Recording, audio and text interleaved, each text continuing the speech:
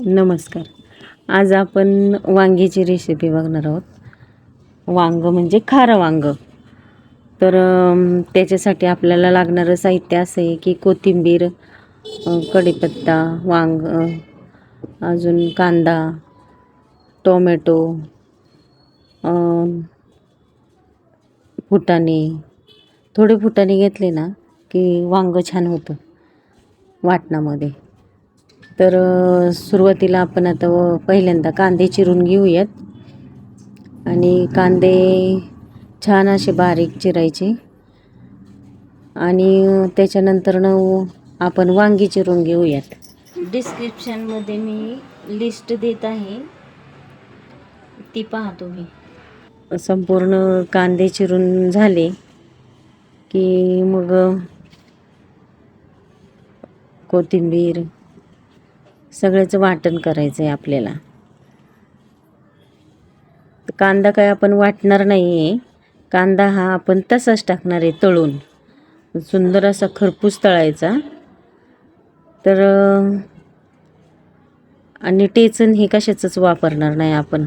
आपले सगळे सुके मसाले असणार आहेत. घरगुती मसाल्यापासून आपल्याला वांगं बनवायचे आणि ते एकदम झणझणीत आणि चमचमीत होतं. अगदी 2 दिवससुद्धा टिकतं. अशा प्रकारे ते वांगं करायचं आहे आपल्याला. त्याच्यासाठी थोडंसं म्हणजे हे लागतं, वेळ लागतो, पण छान होतं ते. कारण तो जो कांद्याचा ते तळण्याची प्रोसेस असते ती खूप अशी तेल सुटेपर्यंत तळावं लागतं त्याला.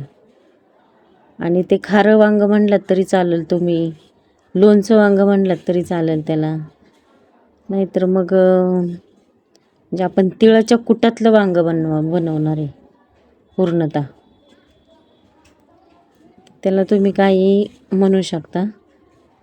तर आता टोमॅटो चिरून घेऊयात. बारीक असं टोमॅटो चिरायचं. लसूण जास्त नाही घ्यायचा, लसूण पण थोडा कमीच घ्यायचा. कारण जर जास्त लसूण झाला तर मग लसणट वास येतो त्याचा.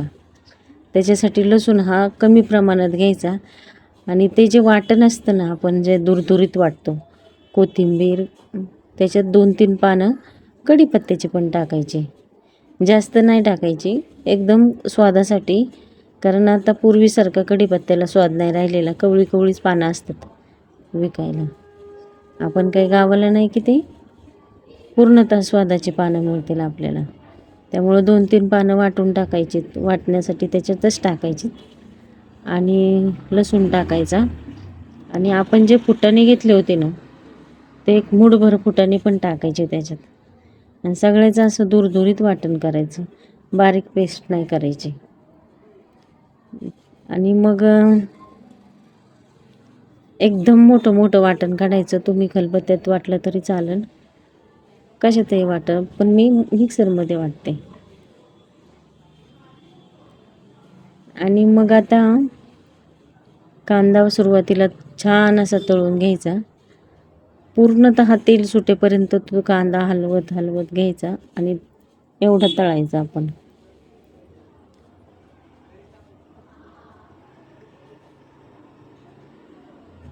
दोन पळे तेल टाकायचं आणि मंद आचेवरती तो छान असा खरपूस तळायचा. जितका तो तळून घेता येईल तितकं त्याचा स्वाद छान येतो. त्याच्यातच थोडा कढीपत्ता टाकायचा तळण्यात. आणि मग त्याच्यानंतर टोमॅटो टाकायचा.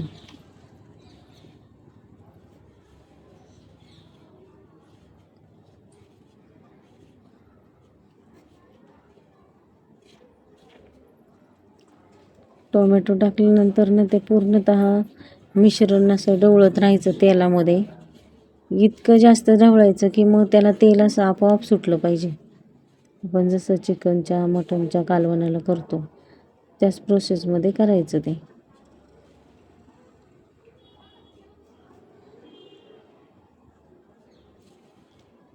आणि तुम्ही दुसऱ्या ताटात बघतच असताल की ते ह्याचं शेंगदाण्याचं कूट, तिळाचं कूट, मेन म्हणजे तर वांग्याला तिळ असतील ना, काळळे, त्याचा कूट लागतो. आणि हळद आहे, अजून ते मीठ आणि घरचा काळा मसाला आहे. इकडं कांदा तळत आलेला आहे छानपैकी. आता त्याच्यात आपण ते जे दुरदुरीत वाटलेलं वाटण आहे ते टाकायचं. आणि हे सगळं जे आहे वाटण, थोडेसे पांढरे तीळ घेतले, काळ्या तिळाचं वाटण आहे, कूट घेतलेलं आहे, अजून थोडी धना पावडर आहे, जिरा पावडर आहे, असं त्या सगळ्या पावडरी घेतलेल्या आहेत मी. आणि आता ते सगळं मिक्स करून मीठ वगैरे मिक्स करून त्या वांग्यामध्ये भरायच्या, पूर्ण सगळ्या वांग्यांमध्ये भरायच्या. आणि तिकडं तेल टाकून सुंदरपैकी ते वाटण पण तळलेलं आहे, जे आपण कोथिंबिरीचे आणि ह्याचे केलं होतं फुटाण्याचं, ते वाटण पण तळलेलं आहे छान. आणि सगळे वांगे भरून त्याच्यात थोडंसं मंद आचेवरती त्या परतून घ्यायच्या. छान असं परतून घ्यायचं मंद आचेवरती. आणि मग पूर्ण निम्माच तो कूट आणि ते मिश्रण केलेलं ते त्या वांग्यामध्ये भरायचं. आणि चांगलं कमी हीटवर ते परतायचं, नाही तर ती वांगी काळी पडू शकतात, नाहीतर मग ती लाल पडतात.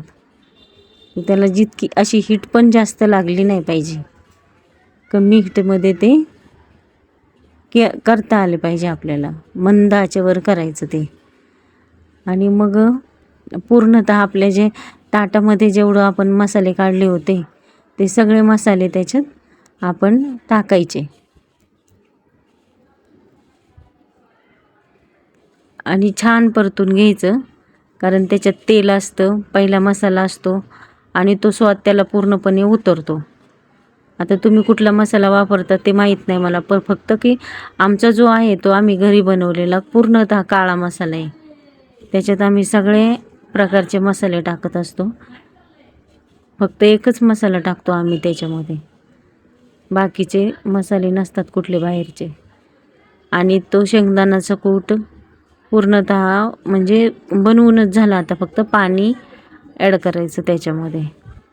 पाणी ॲड केलं की असं थोडंसं ढवळून घ्यायचं ते पूर्ण भाजी बनवलेली ते आपण.